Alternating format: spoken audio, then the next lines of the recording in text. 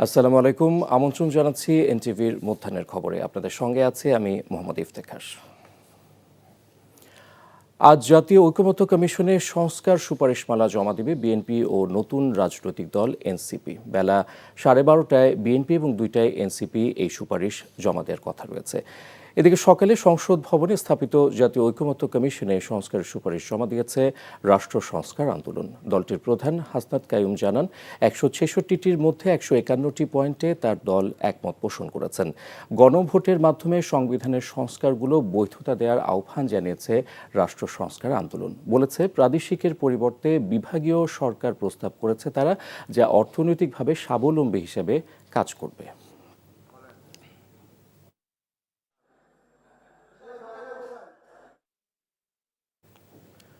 দর্শক, এই মুহূর্তে সংসদ ভবন এলাকায় স্থাপিত জাতীয় ঐকমত্য কমিশনে রয়েছেন আমাদের সহকর্মী নিয়ামুল আজিজ সাদিক। সরাসরি যাচ্ছি তার কাছে।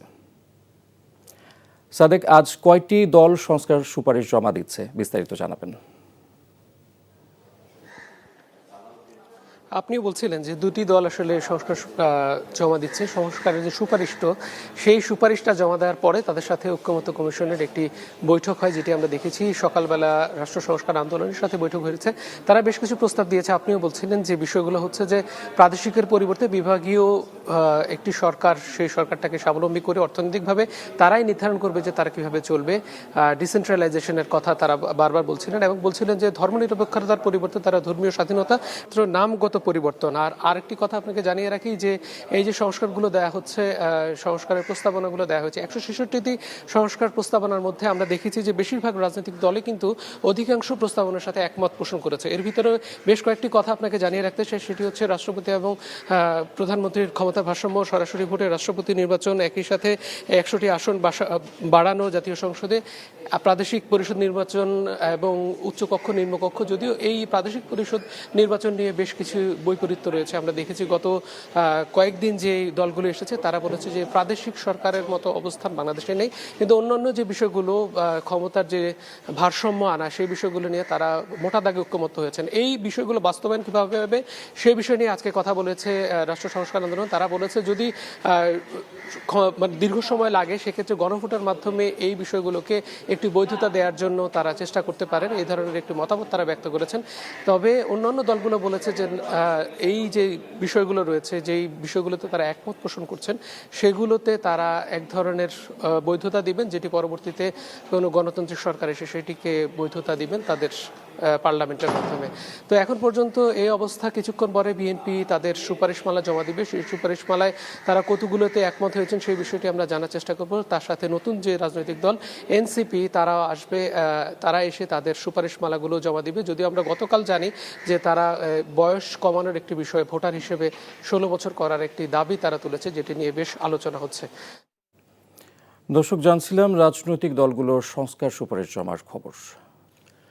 রাজধানীর আদাবরে 5 বছরের এক কন্যা শিশুকে ধর্ষণ চেষ্টার অভিযোগে এক যুবককে গ্রেফতার করেছে ঢাকা মেট্রোপলিটন পুলিশ, ডিএমপির আদাবর থানা পুলিশ। গতকাল রাতে তাকে রাজধানীর আদাবর এলাকা থেকে গ্রেফতার করা হয়। ভারপ্রাপ্ত কর্মকর্তা SM জাকারিয়া জানান, শিশুটির বাবা বাদী হয়ে নারী ও শিশু নির্যাতন আইনে অভিযুক্ত মাইনুদ্দিনকে আসামি করে এজাহার দায়ের করেন। এজাহারে বলা হয়, গত 21 মার্চ বিকেলে 5 বছরের শিশুটিকে মাইনুদ্দিন তার বাসায় নিয়ে যায়। এরপর তাকে ধর্ষণের চেষ্টা করে। তবে মেয়েটি কান্নাকাটি করলে মাইনুদ্দিন ছেড়ে দেয়। তিনি বলেন, শনিবার সন্ধ্যায় ফের আসামি শিশুটির বাসায় সামনে এলে শিশুটি তাকে দেখে কান্নাকাটি শুরু করে। পরে প্রতিবেশীদের সহযোগিতায় মাইনুদ্দিনকে আটক করে পুলিশ।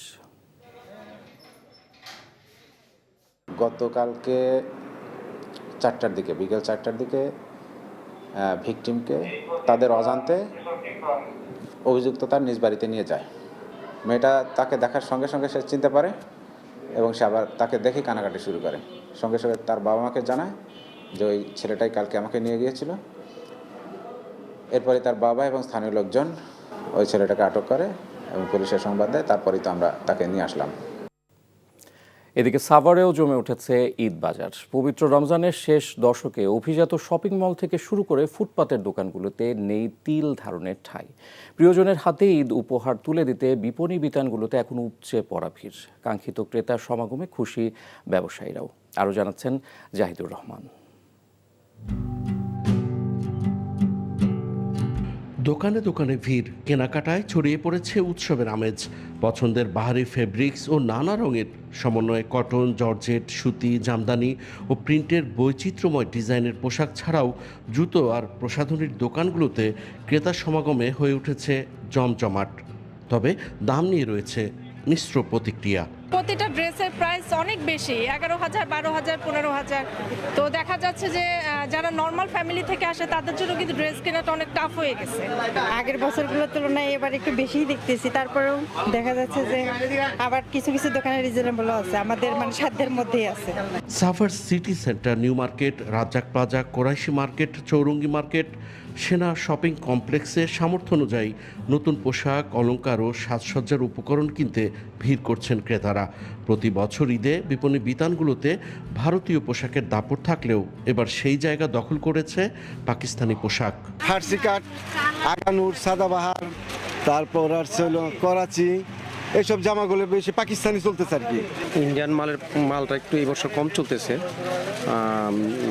দেশি বিদেশি এবং পাকিস্তানি মাল ভালো চলতেছে। স্বস্তিতে কেনাকাটা ও ক্রেতাদের নিরাপত্তায় বিপণী বিতানগুলোর পক্ষ থেকে নেওয়া হয়েছে নানা পদক্ষেপ। মূল্য ছাড়ের পাশাপাশি ক্রেতা আকর্ষণে রাখা হয়েছে র্যাফেল ড্রতে নজরকাড়া পুরস্কার। পর্যাপ্ত পরিমাণ নিরাপত্তার ব্যবস্থা করেছি। প্রত্যেকটা শপিং মলে দেখেছেন আমরা সিসি ক্যামেরার আওতায় ভুক্ত এনেছি। প্রতি বছরের ন্যায় এবার আমরা র্যাফেল ড্রর ব্যবস্থা করেছি।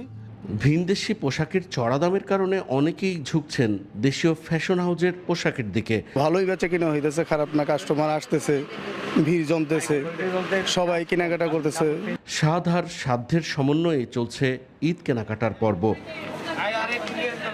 Zahidur Rahman, NTV news, Savar, Dhaka. আর এই ছিল মধ্যাহ্নের খবরে। এই খবরের ভিডিও সহ আপডেট জানতে ভিজিট করুন এনটিভি অনলাইন www.ntvbt.com। এছাড়াও এনটিভির জনপ্রিয় সব অনুষ্ঠান ও খবরের আপডেট জানতে ভিজিট করুন আমাদের ইউটিউব ও ভেরিফাইড ফেসবুক পেজ। দুপুরের খবর দেখার আমন্ত্রণ রইল। ধন্যবাদ সবাইকে।